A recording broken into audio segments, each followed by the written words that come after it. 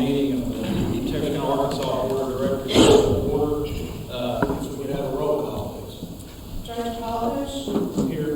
Director Brewer. Here. Director Meyer. Here. Director King. Here. Assistant Mayor Peters. Here. Director Harris. Here. Mayor Brown. Here. All right, at this time, we'll have our invocation and our pledge of allegiance. If you'll please stand. Shall we pray? Dear Lord, I'm so thankful for this beautiful day and for spring just being not too far away. And as we begin this meeting, I just want to take this time to lift up our country, our leaders, our medical personnel, our communities, as we try to work hard to make decisions that will be good for our citizens and our community. It's in your son's name we pray. Amen. I pledge allegiance to the flag of the United States of America and to the republic for which it stands, one nation, under God, indivisible, with liberty and justice for all. Make a seat.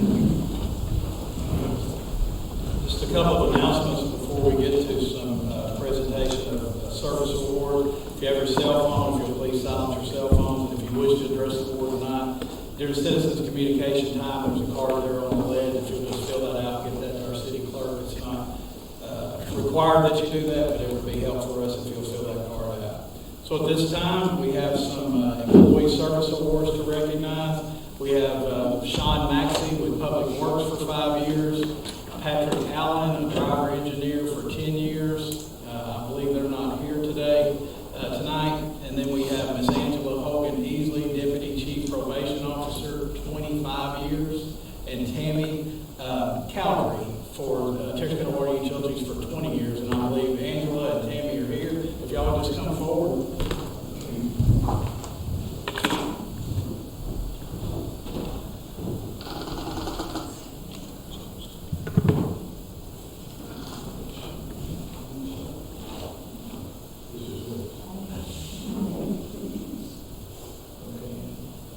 Angela, 25 years with the district court. I'll give her a round of applause.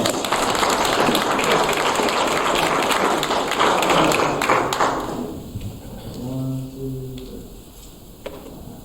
Thank you.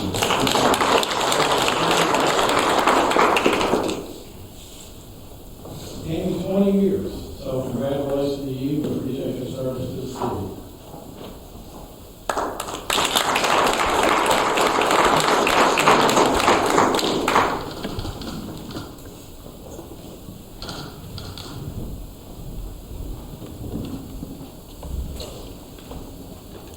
This time we'll move into the consent agenda. Director Harris has asked that we remove item number 5 from the consent agenda. So we have on the consent agenda remaining items number 2, 3, and 4. Do I hear any discussion or any response to items 2, 3, and 4 on the consent agenda? Do I hear a motion to approve? Motion to approve.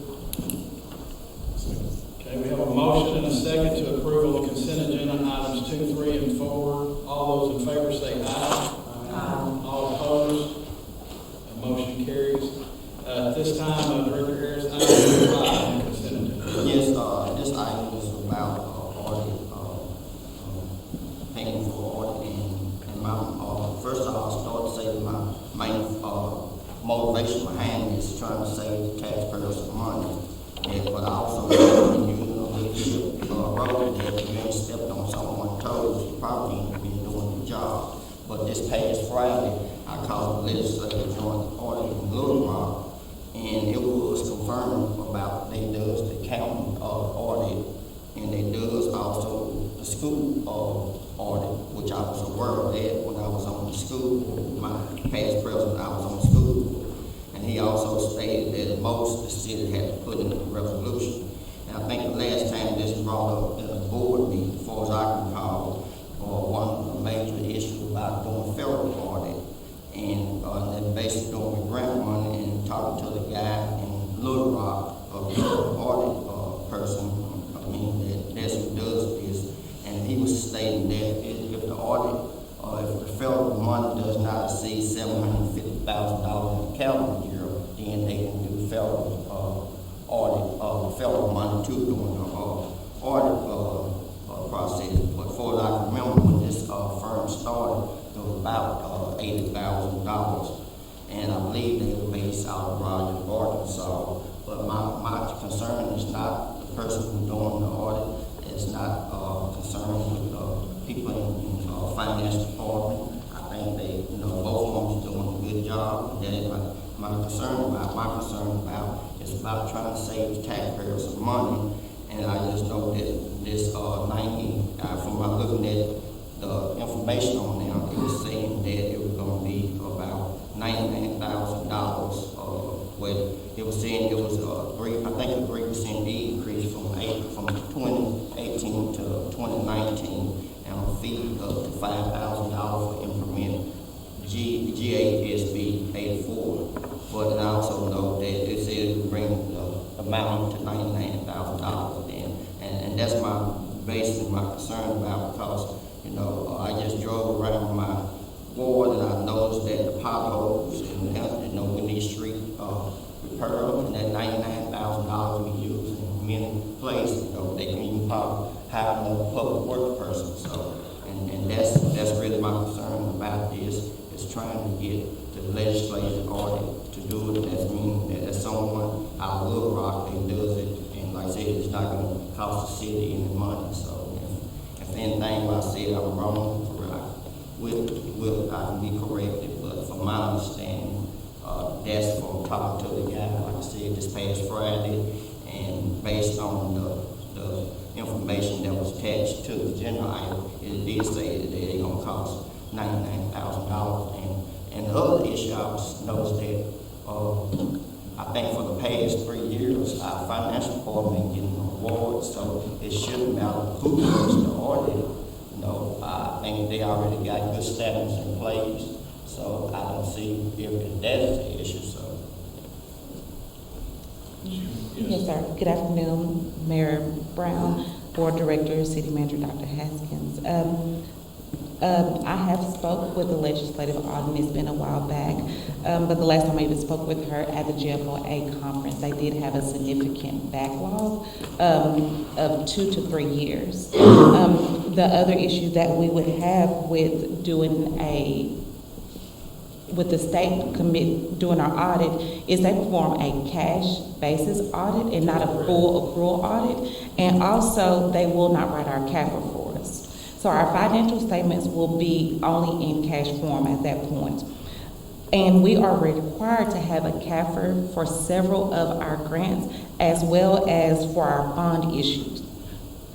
And that is so important because that gives the city a resource for additional financing in order to be able to finance large projects. And you're right, as long as our federal grant revenue is less than $750,000, we won't be required to have the OMB Circular 133. That is just under our regular audit, so that he's 100% correct. Plus, we will also have to outsource with an organization in order for them to perform the audit for the Bi-State Justice Center, along with our several joint ventures that we have, such as the library, the airport, and TUTD, which are all included on our city's audit. So if we were to go with them, we would still have to outsource several parts of our audit in order to have it done. There's one other comment I'd like to make about these legislative audits. And just keep in mind, these audits are typically considered investigative audits. They are of a legislative nature, but they are investigative audits. They are typically audits that cities, counties, districts, school districts, whomever, try to attract to determine if there's wrongdoing. We are not interested in trying to, at least from a auditing basis, determine that there's something that we're doing that is not proper. If there is, I would certainly ask that that be brought to my attention if there's an allegation of it. And one thing that I would also like to point out, yes, this budget amendment is for $99,000. And that within that $9,000, there's that additional fee of up to $5,000. And our auditors separated that out because that is for the implementation of GASB 84. And what that does, it places ICMA, which is our defined contribution plan, on our government-wide financials, which at the end of the day has no real effect on the city, because all we're required to do is to pay the 10%, and which that is also already recorded on our financials. So our auditors, along with several cities, are working with GASB board in order to not implement that, because with the cost benefit, it's just not there for that to be recorded on our books. Tamara, Yes, I have a question. How long have we been with this firm? They have been conducting our audit ever since year-end 2010. Okay, so going on 10 years. Yes, ma'am. Well, I disagree with Director Harris. I think it does matter who does our audit. We're a unique city situation, being this close to Texas and joint ventures, like you said, by state and the airport and so forth. And I think it does very much matter. And we've also put out bids before in the past. And when we receive those, no one is able to do everything for our audit. They're able to do only pieces of it. And BKD is one of the only organizations that are able to do everything. And also, Texas and the water utilities are also going to them because of the abilities that they have. The legislative audit process is a non-opinionated audit. That is correct. They just provide you they go over your financials in a cash basis. We could get a non-opinionated audit, but it would be much less expensive even from BDK, but we want an opinionated audit. Yes, and in fact, for many things that we do, we are actually required to have a CAFR. We couldn't get some of the bond issues that we received in the past if we didn't have a CAFR, along with a lot of the federal money that we receive. We wouldn't be able to get those things if we didn't have our CAFR in place. Yes, Thank you, sir. Mayor. I would like to respond to that about what Mr. Hassan said about on time you get a legislation audit when something is misappropriated. I don't think so, because that's the case. They've been doing the county and they've been doing the school too ever since. I like to say, I know for the last 5, maybe 10 years on that, and I do know that's not the issue why they be doing this, the county and the school. I would like to correct the record. That's not quite what I said. I said typically cities or counties that ask for a legislative audit, they're asking for those audits primarily to determine wrongdoing. And not just engaging to do a certified city audit. Right. And Dr. Haskell also said typically, he didn't say it enough times. Any other discussion? Thank you. Thank you. If there's not any more discussion, I would entertain a motion to adopt the resolution item number 5 on the agenda to accept the 2019 audit engagement letter prepared by the accounting firm of BKD. Motion to adopt the 2019 audit. Okay. Second. Have a motion and a second. Could you call the roll, please? Polish, Yes. Brewer, Yes. Matter, Yes. Key, Yes. Peters, Yes. Harris, No. Brown. Yes. Mayor Brown, Yes. I'm sorry, this really has nothing to do with what we're talking about, but something, it sounds like a lullaby. There's something playing, and it's really making it hard for me to, am I the only one hearing this? I keep hearing a da-da-da-da-da. Could you check yours if you don't mind, Director Harris, to see if maybe something's turned up? There it went again. It's not loud, it's just faint enough though that I'm hearing that and I'm not hearing everything else. I apologize, but it's really bothering me. There we go. All right, moving right along to our regular agenda. Item number 6 on the regular agenda is to consider the following action concerning amendment to the fiscal year 2020 budget. We're going to open a public hearing to allow citizens input regarding amending our fiscal year 2020 budget.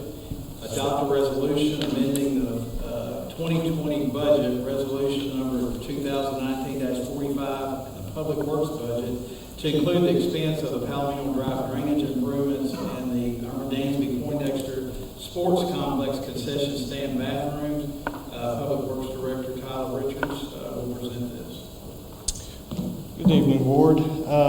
These are both projects that were budgeted last year. I've been trying to get them done since last fall and have been unsuccessful. We do have the concession stand underway, but they've still got a good bit to go.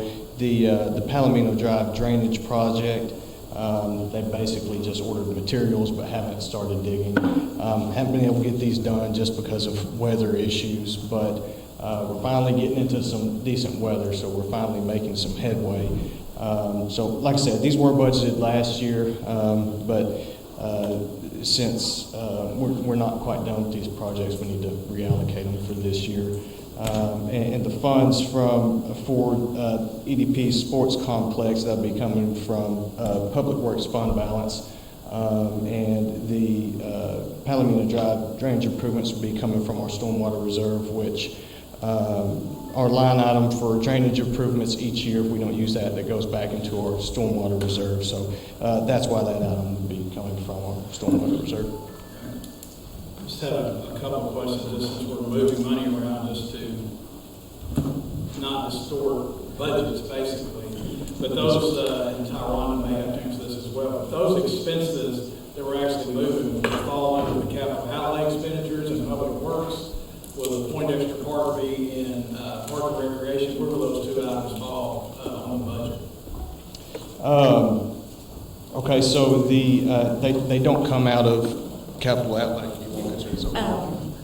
Both of those projects will fall into the capital outlay line items of the budget. The Irma Poindexter Park will come out of Department 143, which is our Parks Department, and our drainage projects will come out of Department 191, which is our other street, 149, which is our other street projects. And all this is simply money that has already been allocated for those projects that is just carrying forward from your fund balance and being reallocated into the next year since it wasn't budgeted. That's just the other thing, is that to make sure that just because you had all that money in 19, it wasn't spent, so you really don't have that money, you fix to spend it in 20, we're just allocating it to the proper year it's being spent. Yes, and what we It'll did. be audited in 19. And the best way for that to account, the best way to account for that is the way that we truly did. In 19, we allocated as if that money would be 100% spent. So therefore, that money was already set aside for that project. And by doing it that way, that always puts us in a position to where we know that those funds are truly available, compared to just reaching into fund balance and that money not being set aside in the previous year. Tyler, if I could ask you, where is Palomino Drive? It's all right. It's Everybody really else close. knows but me. It's really close to the city limits in Ward 1, down Highway 71.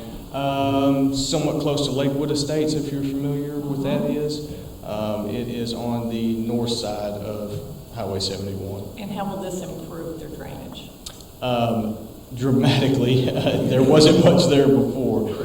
They had an extremely old brick box culvert that was just falling to pieces, and it was actually running through a property owner's yard, and it was developing large sinkholes in their yard, and they've been battling with this for several years now.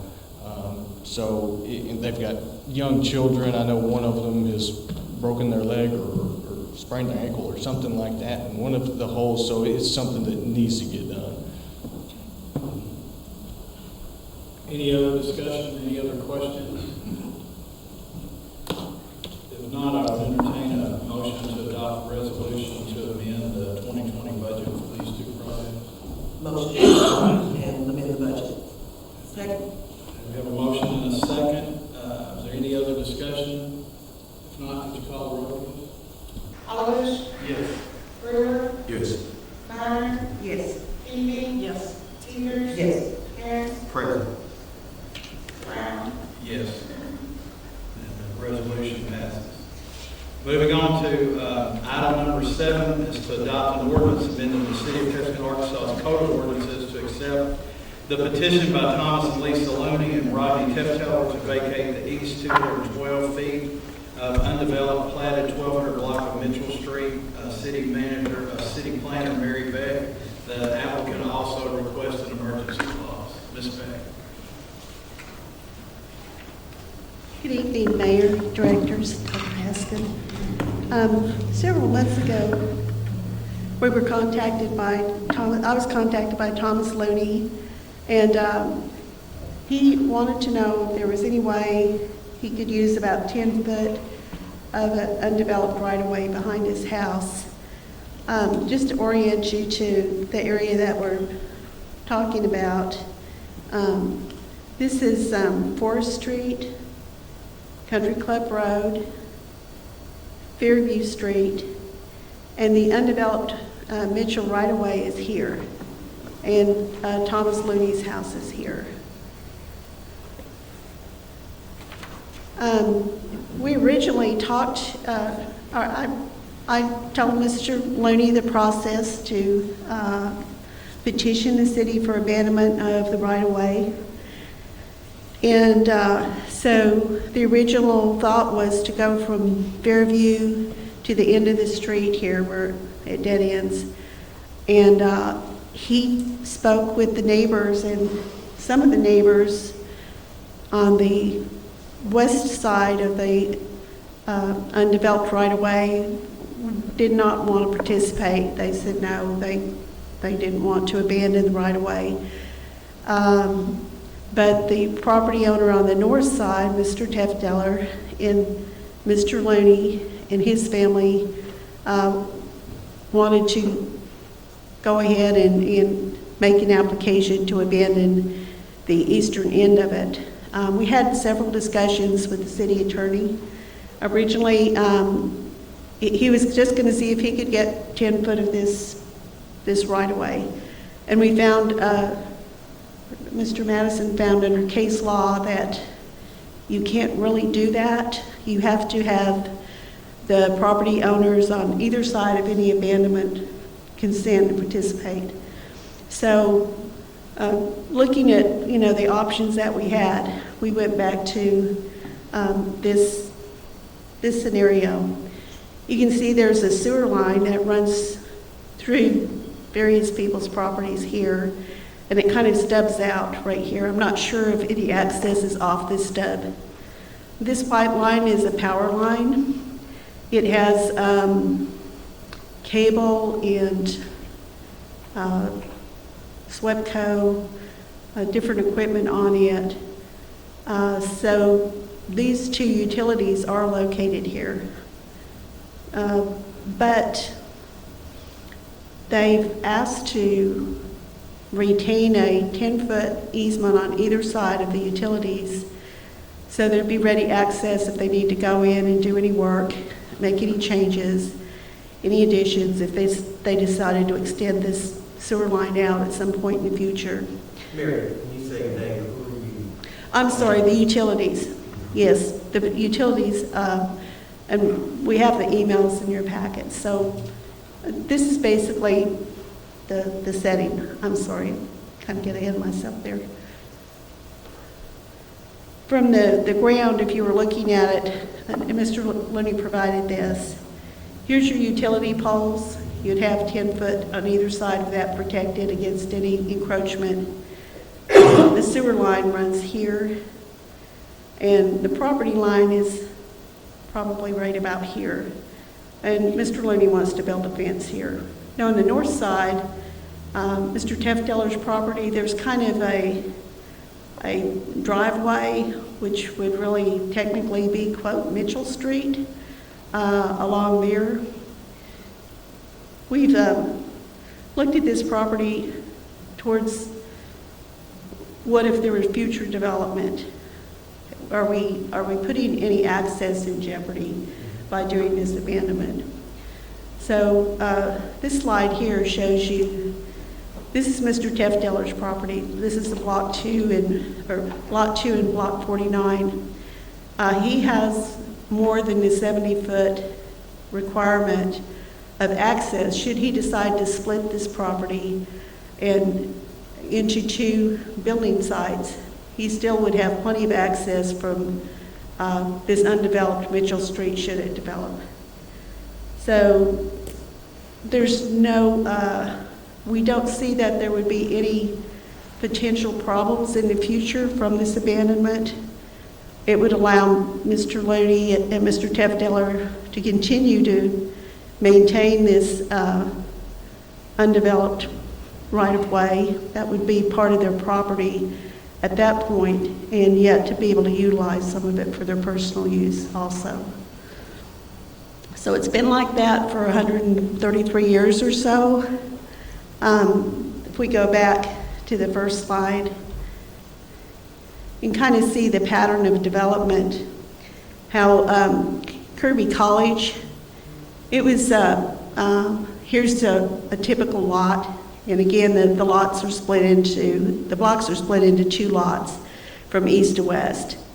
So you have a kind of conforming pattern here of those blocks as they develop, but when they got over further east, your topography changes.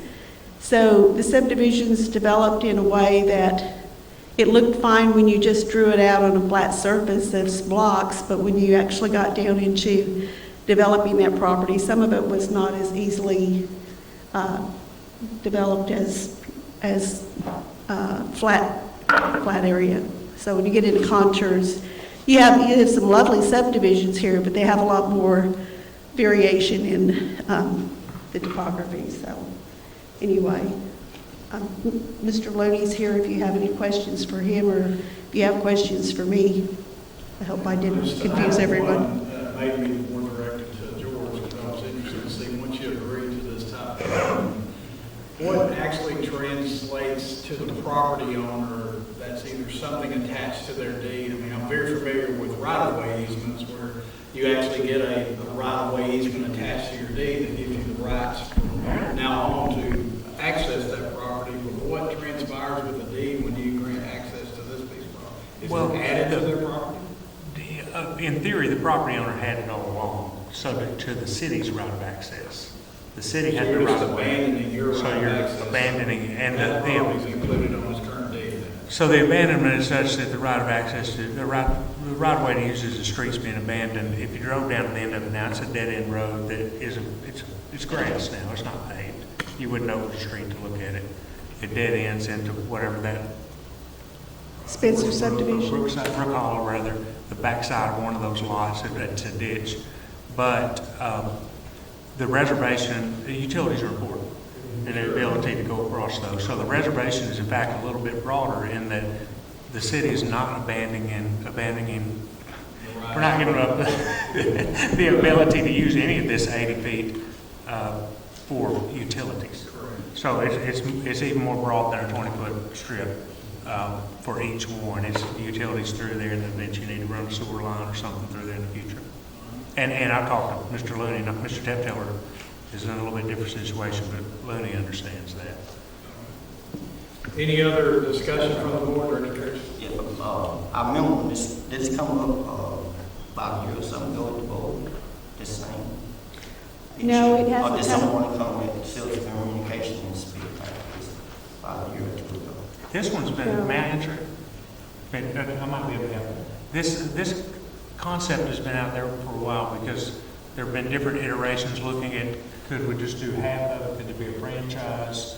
And it was a department level looking at it and say, well, here's how we would like to handle these, to my understanding.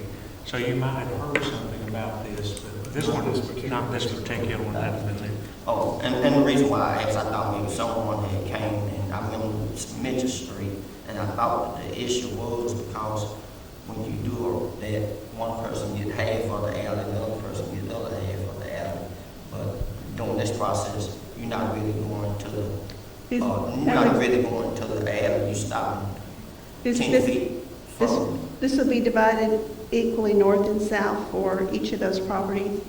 They will each gain, in theory, 40 foot, although it is subject to the utility use. This is that was the second part of the mayor's question as well, Rick.